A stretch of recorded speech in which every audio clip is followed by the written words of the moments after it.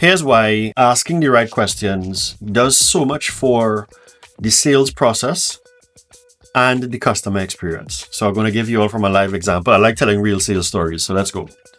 So this here is a spiral cable. It's a part that I need for my vehicle.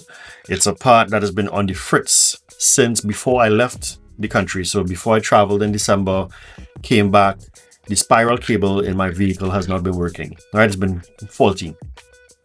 By me not having a spiral cable, a couple of things happen, right? I don't have access to my instrument panel via my steering.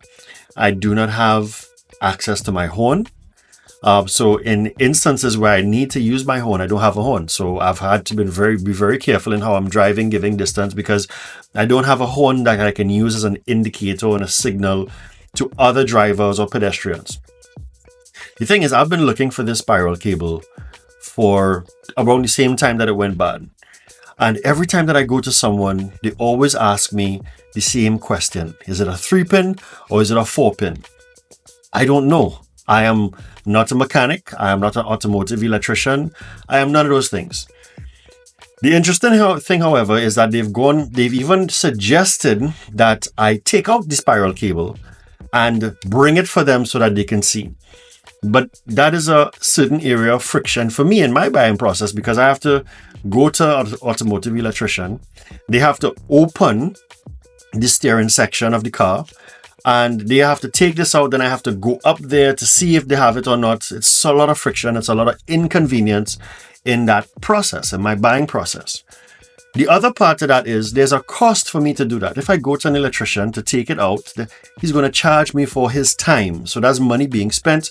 And this more than likely isn't fixed. There's no surety that by taking it out, I carry it up somewhere. So I've been going through this process and this bit of a headache for a little while. But it's a very important part for the car and I need it.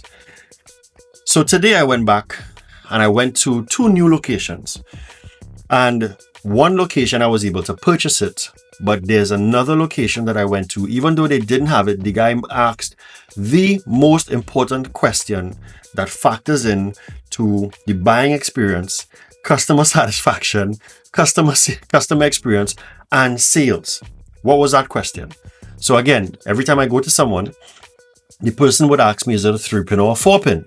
I don't know. Here's the question that the guy asked. Do you have instrument changing buttons on your steering wheel? And my answer was yes. And he said, well, it's a 4-pin, but unfortunately I don't have it. Hear the question? On your steering wheel, could you change the volume and scroll through your instrument panel via the buttons on your steering wheel? That's his question. And my answer to him was, yes, I have that on my steering wheel. It's a 4-pin. Look the 4 pins inside here if you can see it clearly, right? Oops, we're this way. All right, if you can see it clearly, those are the 4 pins, either for the left and right, it's 4 pins. One question could have saved me a whole lot of headache over the last month and a half or 2 months. And then I went to the other dealership. So when he said he didn't have it, I'm like, oh my God. So do you know any of other places that has it? And he said, yeah, check those guys. He gave me the name of another location, Amigos, further down the street. And he said, check them. They may have it. I went down to Amigos and here I have it. Made my purchase and everything else. Why am I sharing this with you all? I'm sharing this because if the other folks had asked the right questions, they were asking, sometimes, in sales, we talk about taking the jargon out of sales. That is a simple thing of the jargon. 3-pin or 4-pin is jargon. I don't know. I have never seen this thing in my life. I just learned that it's a big part of my car as far as I'm concerned today. I don't know if it's 3 pins or 4 pins. You asking me, the customer, if it's 3 or 4 pins? And then you're suggesting that I go to someone to take it out and then bring it to you. That's friction in the sales process. It's friction in my customer experience. And it's affecting you in your sales. I'm using this example, ladies and gentlemen, the word be microcosm. This here is a bigger problem of what we experience day to day in sales and customer service. So I want to shout out the boss man at Japs. I didn't get his name. Right there on the Diego Martin Main Road. And of course, I want to shout out to Amigos for having the damn part.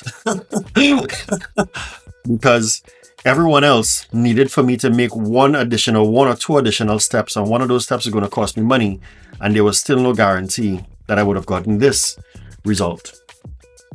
3-pin or 4-pin? That is not the question you're supposed to be asking me. Do you have instruments? Do you have buttons on your steering wheel? That is the question you're supposed to ask me. And then from there, you have the ability of guiding me, the customer, as it relates to what I need to get, or where do I need to go to get this thing, and just make my life easy. So for us in our sales and the things that we do, let's take the jargon, let's understand to ask different questions, more tangible, relatable questions that the customer will be familiar with, so we don't give people headache in terms of trying to buy and give you business, give you their money, especially when they need it. Have you had similar experiences, either as the seller or as the buyer? Love to hear about it. Let's talk about it some more, all right? Peace.